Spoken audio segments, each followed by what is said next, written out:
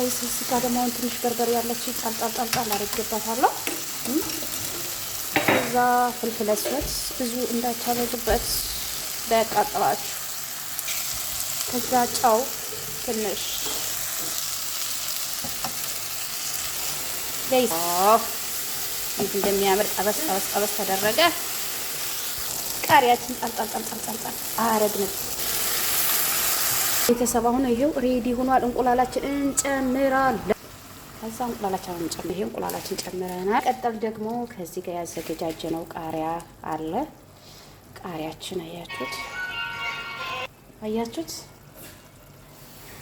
እዛ ትንሽ ከደን እናደርገዋለን።